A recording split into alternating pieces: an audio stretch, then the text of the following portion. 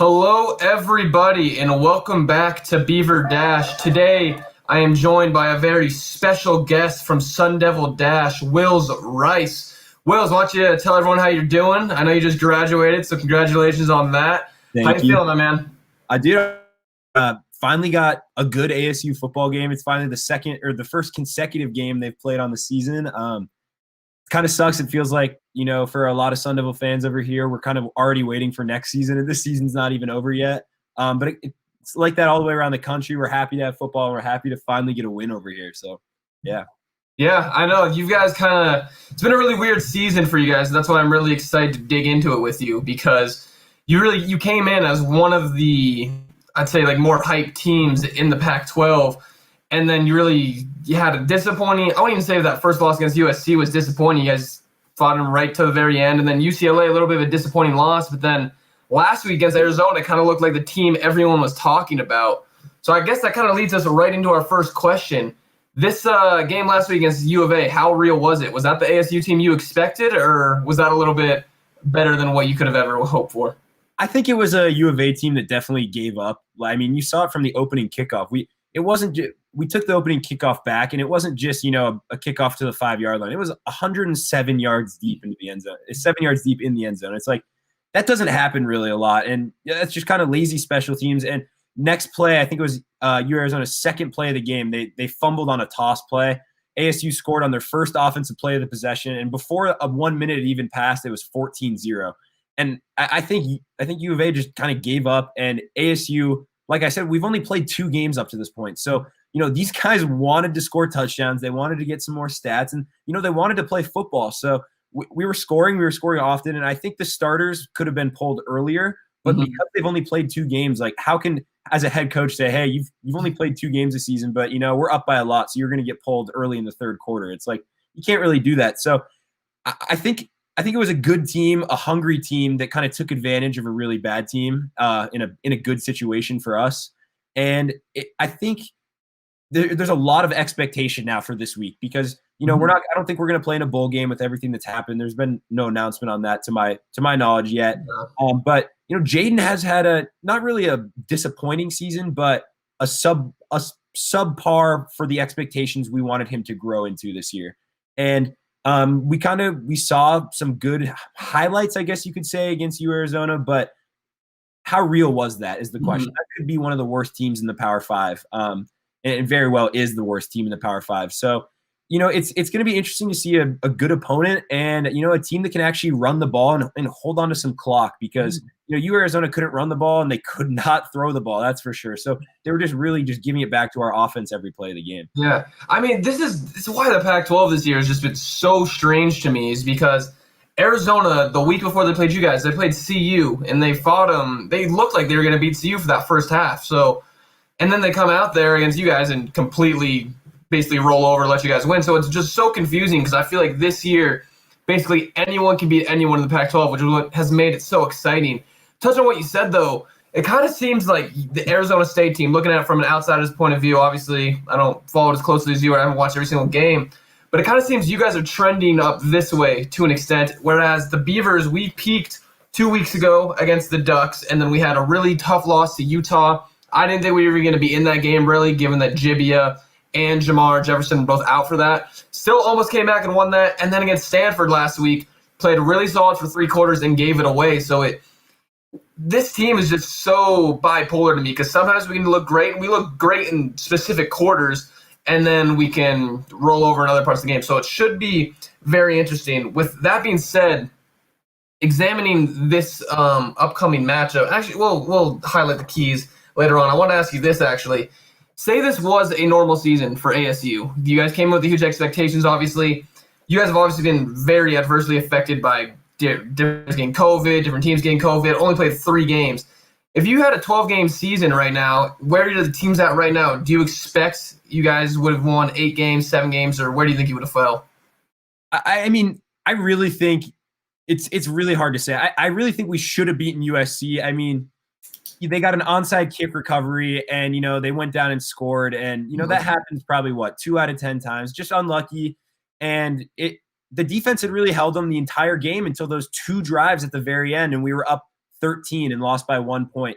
They'd held the air raid offense to 13 points, and then that same defense just produced, I think it was 7 or 8 turnovers. So many I lost count, but against Arizona, and they've played 2 really stellar games on defense, and I think that's kind of been a little bit of a savior for Jaden Daniels.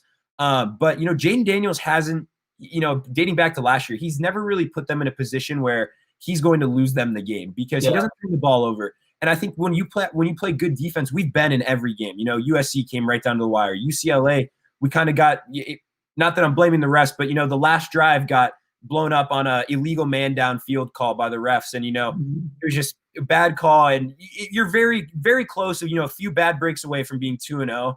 I talked about it. Josh and I did on Devil Dash all the time. That USC game in the short season was going to decide the Pac-12 South. Very little did I know COVID was going to decide the Pac-12 South.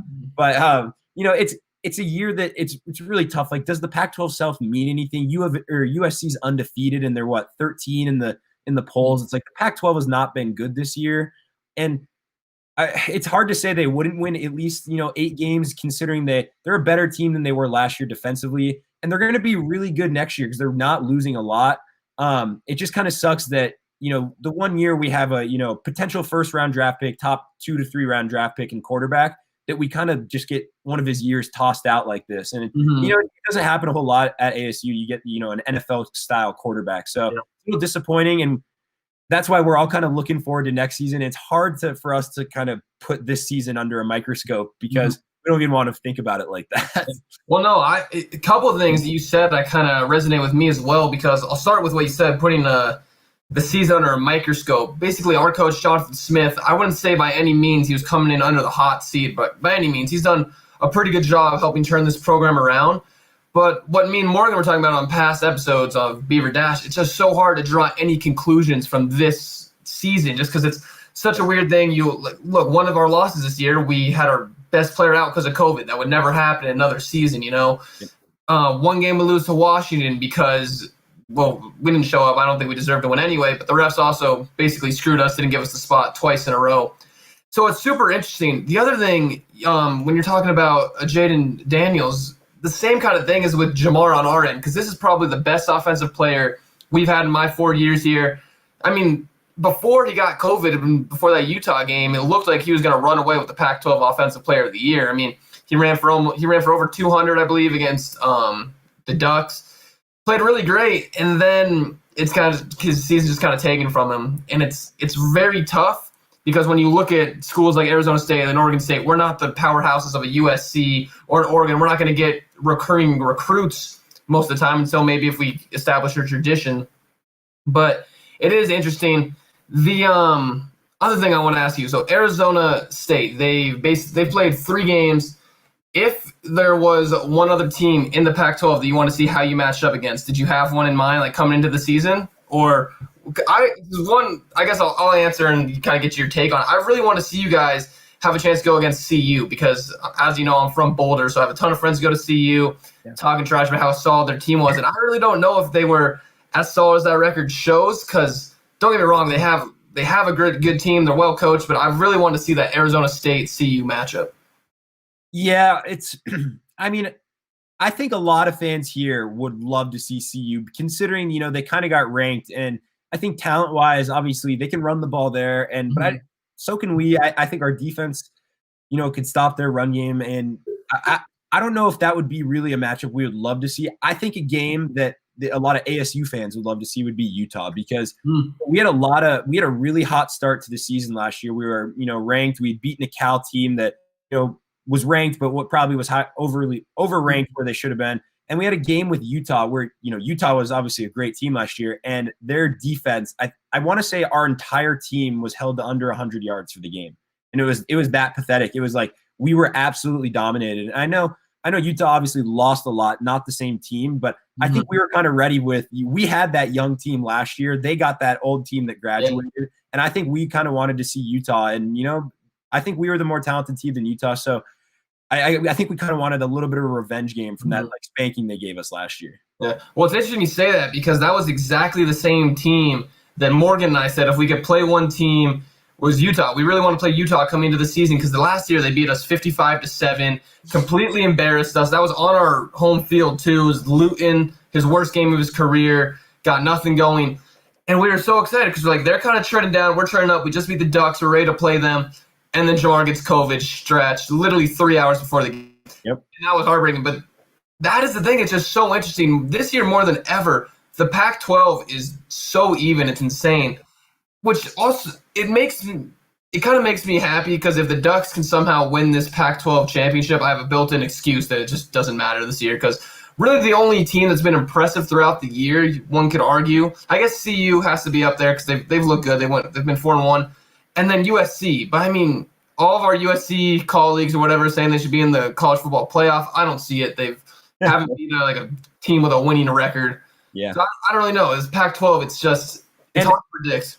And I watch a lot of USC's game as someone because, Keaton Slovis and Jaden Daniels are the same class. So, they're going to be together facing each other all 3 years in college before they get drafted. And, I watch a lot of USC's game. Like I said, I think we should have beat them week 1. Bad breaks. It doesn't happen a lot. But, and then they went to Arizona week 2, and they were in a tough game, a very, very tough game with a not good team.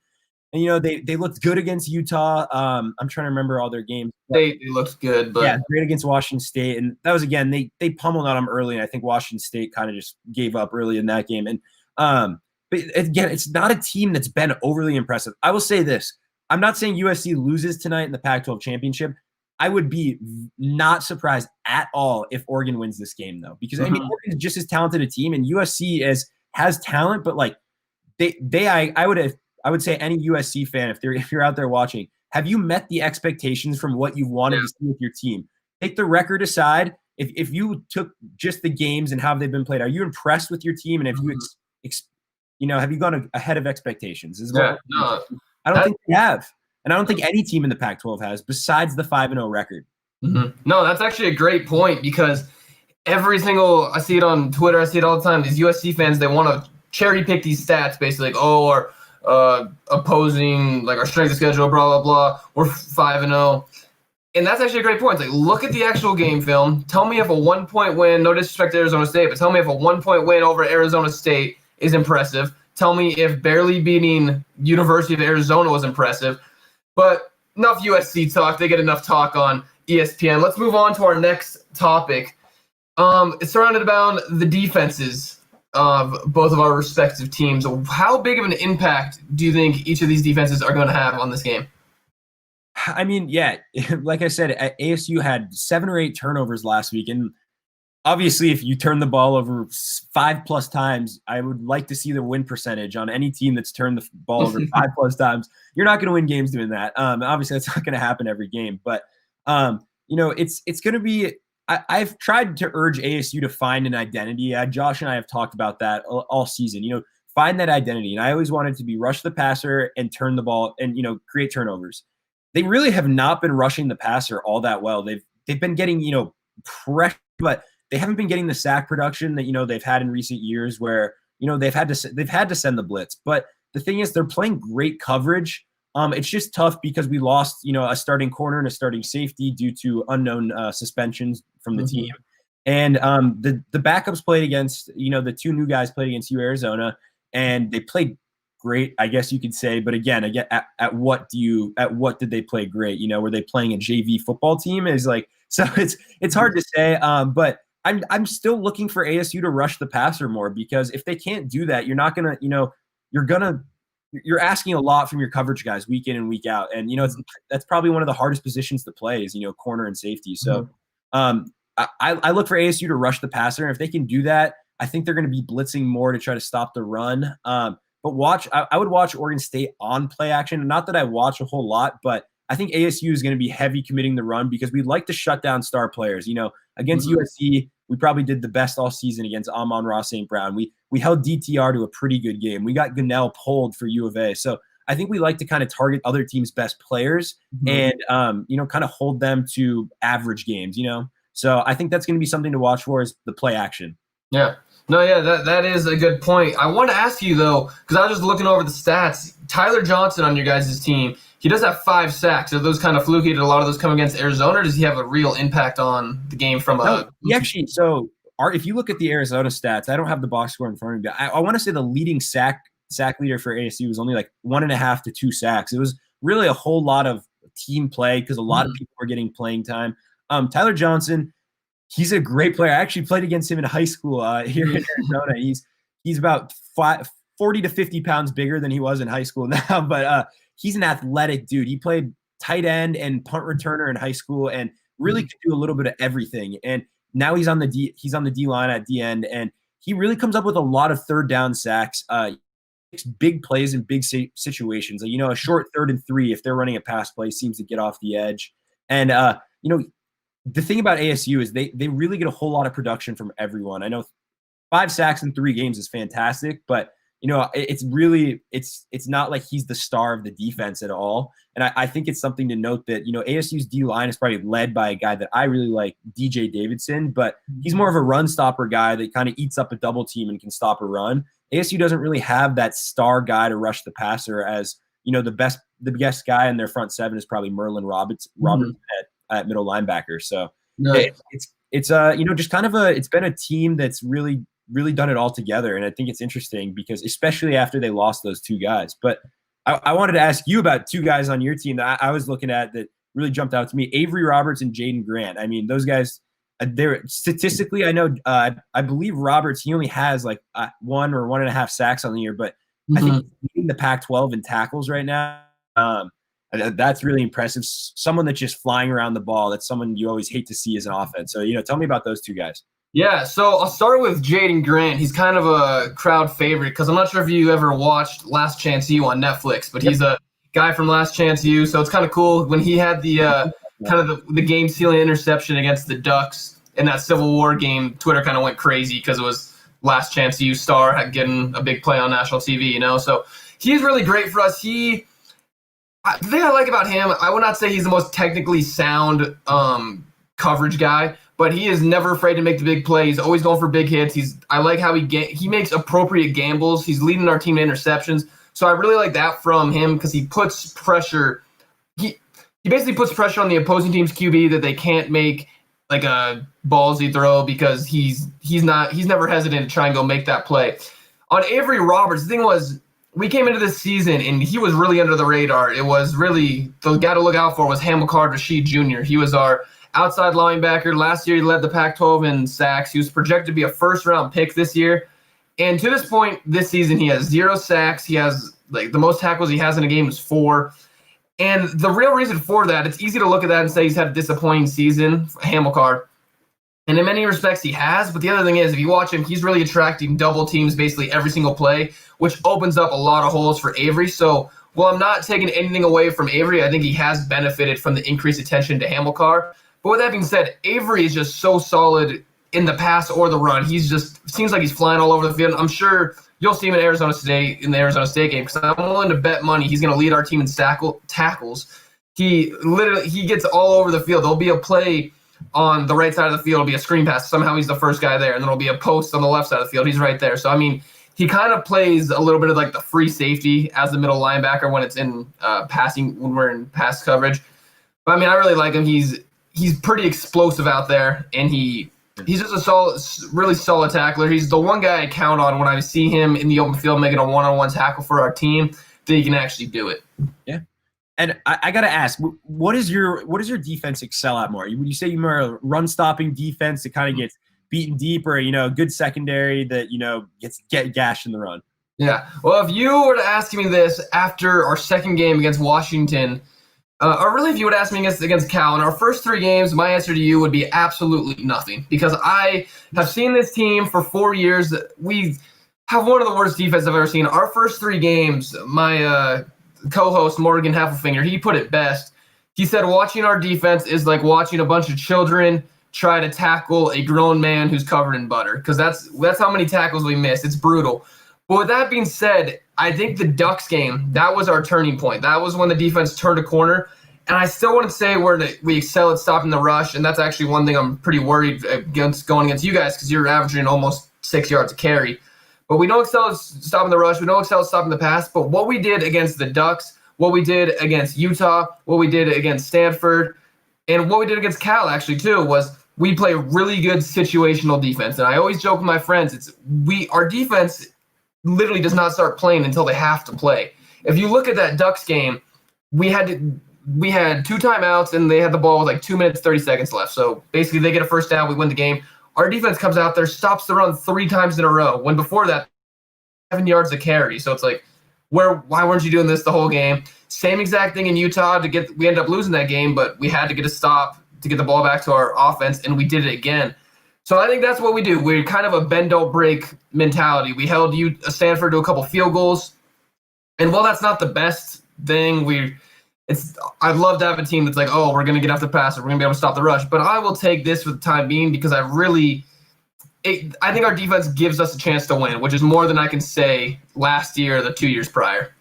So that's a fantastic transition to our last topic because situational football is one of my first keys to the game because, Herm Edwards, I've said it ad nauseum here, he is the definition of situational football. Every game where I've never seen it like I've never seen a football game like Arizona or what I saw, but he doesn't really blow teams out. He could be up 2 touchdowns with, a minute to go in the third quarter, but he's running the football every play in a row. Exactly like we saw against USC, actually. We were up 13 points, and he ran the ball 19 consecutive plays in the second half.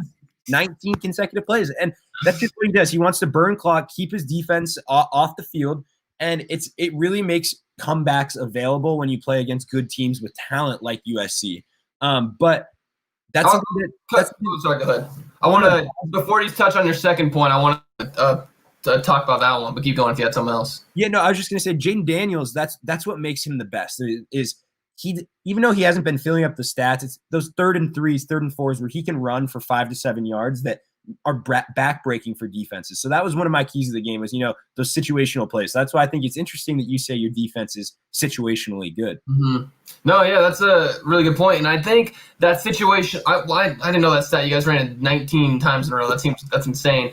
But that's my first key. If anyone who's watched any Oregon State games this year knows against the rush, we have been awful, especially in the first half of games for whatever reason. It seems like we can't stop the run at all in the first half of games.